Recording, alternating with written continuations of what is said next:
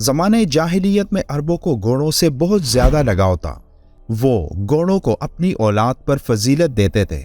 इस्लाम ने भी घोड़ों की अहमियत और अफादियत को तस्लीम करते हुए इसे पालने की तरगीब दी। घोड़ों की अहमियत का अंदाज़ा इस बात से लगाया जा सकता है कि कुरान मजीद में अल्लाह ताला ने घोड़ों की कसम खाई है। सूरह अल-आदियात के शुरू में अल्लाह फरमाता है, कसम है उन घोड़ों की जो पुंकारते मारते हुए दौड़ते हैं, फिर अपनी टापों से चिंगारियां झाड़ते हैं। अब सवाल ये पैदा होता है कि तमाम मखलूकात को छोड़कर घोड़ों की कसम खाने में अल्लाह की क्या हिकमत है और इस कसम खाने की वजह क्या है। अरबों की घोड़ों से मोहब्बत की वजह से ही कुरान मजीद में दुनिया की मोहब्बत की मिसाल इस तरह दी गई। लोगों के लिए नफ्स की तस्कीन, औरतें, औलाद, सोने चांदी के ढेर, खूबसूरत घोड़े, मवेशी और ज़रई ज़मीनें बड़ी खुशनुमा बना दी गई। मगर ये सब दुनिया की चंद रोज़ा ज़िंदगी के सामान है। हकीकत में जो बेहतर ठिकाना है वो तो अल्लाह के पास है। रसूल अकरम सल्लल्लाहु अलैहि वसल्लम ने भी घोड़ों की तकरीम में फरमाया, जिसने जिहाद फी सबीलिल्लाह के लिए घोड़ा पाला उसे रोज़ादार के मिसल अजर मिलेगा, और जिसने घोड़े को खिलाने पिलाने और पालने पर खर्च किया तो उसका खर्चा सदका शुमार किया जाएगा। एक और मुकाम पर इरशाद फरमाया, खैर व बरकत क़यामत तक घोड़े की पेशानी के साथ बंदी रहेगी, यानी आखिरत में सवाब और दुनिया में माल गनीमत मिलता रहेगा। साइंस ने जब घोड़ों पर तहकीक की तो उन्हें चंद ऐसी हैरत अंगेज बातों का इल्म हुआ जो कुरान की सूरह अल-आदियात और नबी करीम सल्लल्लाहु अलैहि वसल्लम की इस हदीस की वजाहत करते हैं। साइंसदानों ने इन घोड़ों के सरों में एक एयर कंडीशनिंग सिस्टम दरियाफ्त किया है, यानी एक घोड़े के सर में ऐसे निज़ाम या आलात मौजूद हैं जो खून को ठंडा रखने में मदद देते हैं, और अगर ये निज़ाम ना होते तो ये घोड़ा दौड़ने के काबिल ना होता। एक बरतानवी यूनिवर्सिटी की तहकीक में इस बात की तस्दीक हुई कि घोड़े इंसानी चेहरों के तासुरात को देखकर सीखते हैं, और मुहक्किकीन के लिए ये एक हैरानकुन नतीजा है। घोड़े इंसानों के चेहरों के तासुरात को अलग करते हैं, और यहाँ तक कि मुख्तलिफ स्टडीज़ ने भी ये साबित किया है कि घोड़े चेहरों को देखकर इंसानों से सीखते हैं।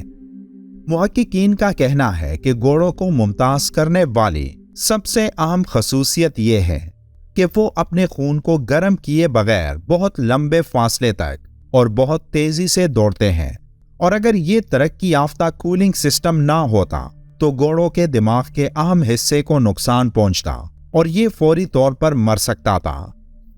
शेख इब्ने आसिमैन रहमतुल्लाह अलैह ने फरमाया, इन आयात के जरिए खुदा की कसम उसकी अजमत और उसकी कुदरत और हिकमत के कमाल की दलील है, लिहाजा कसम उसकी तस्बीह और उसके दर्जात की बुलंदी की तरफ इशारा करती है, और इसमें खुदा की तारीफ भी शामिल है, जैसा कि इसका तकाजा है इसकी अजमत का। खुदा उन अजीम चीज़ों की कसम खाता है जो उसकी कुदरत, अजमत और इल्म के कमालात पर दलालत करती हैं। गोया वो उस कसम में उस बात के सही होने का सबूत देता है कि उसने जो कसम खाई है तो उसकी अजमत के जरिए उसने वो कसम खाई। कुरान करीम के साइंसी मौजज़ात के उलूम में कहा गया है कि घोड़े सबसे अहम ज़राए में से हैं जिन्हें अल्लाह ताला ने तमाम उम्र इंसानियत की खिदमत के लिए इस्तेमाल किया है, और अल्लाह ताला ने इस मखलूक की ताज़ीम और इनको जानने के लिए एक पूरी सूरत सूरह अल-आदियात नाज़िल फरमाई। एक तहकीक में ये बात भी सामने आई है कि बाज़ औकात घोड़े अपनी जबड़ों को बाएं और दाएं हरकत देकर अजीब व गरीब इजहार करते हैं जो कि हंसी की तरह होती है।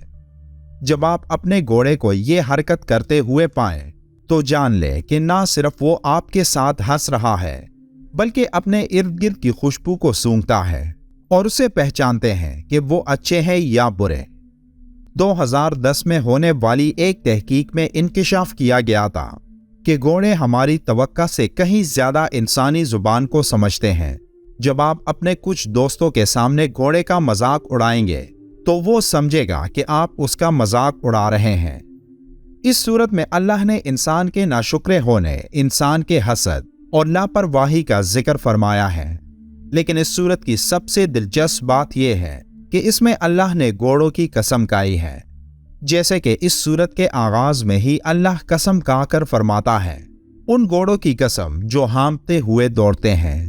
پھر اگلی آیت میں ذکر ہے، پھر پتھروں پر نال مار کر آگ نکالتے ہیں، پھر صبح کو چاپا مارتے ہیں، پھر اس میں گرد اٹھاتے ہیں، پھر اس وقت دشمن کی فوج میں جا گھستے ہیں کہ انسان اپنے پروردگار کا ناشکرا ہے۔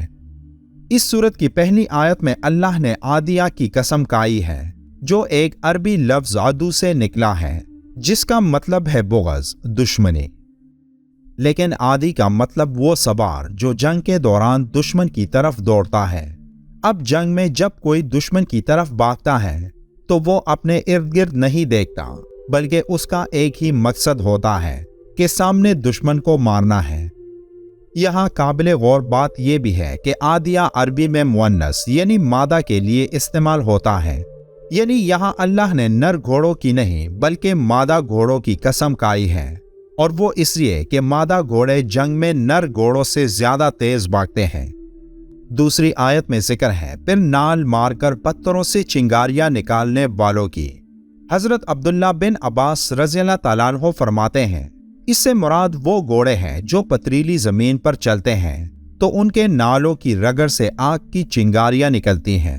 اس سے مراد وہ دہشت اور ولولہ ہے جو جنگ کے دوران دشمن پر حاوی ہو جاتا تھا، کہ اس دہشت میں جب دشمن ایک غسیلے اور ہانپتے گھوڑے کی پشت پر سوار کو اپنی طرف بڑھتے دیکھتے تو ان کے اوسان خطا ہو جاتے اور وہ وقت سے پہلے ہی ہار مان لیتے۔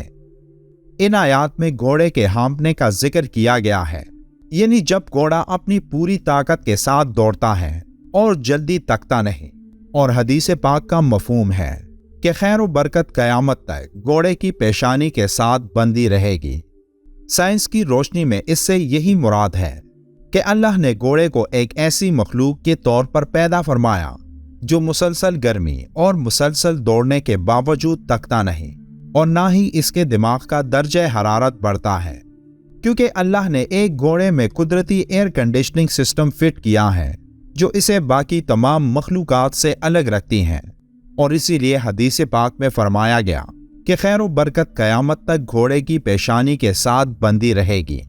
اور آج سائنس اس حدیث پاک کی گہرائی کو سمجھ پائی ہے کہ خیر و برکت سے آپ صلی اللہ علیہ وآلہ وسلم کا کیا مطلب تھا، اور یہ صورت اس بات کی طرف گواہی ہے کہ اللہ نے گھوڑوں کو یہ مرتبہ کیوں عطا کیا کہ جب بھی مسلمانوں نے جہاد کیا تو گھوڑوں کی پیٹھوں پر بیٹھ کر کیا، کیونکہ گھوڑے بابرکت جانور ہیں جن کے ساتھ باقی تمام مخلوقات کی طرح حسن و سلوک سے پیش آنا چاہیے۔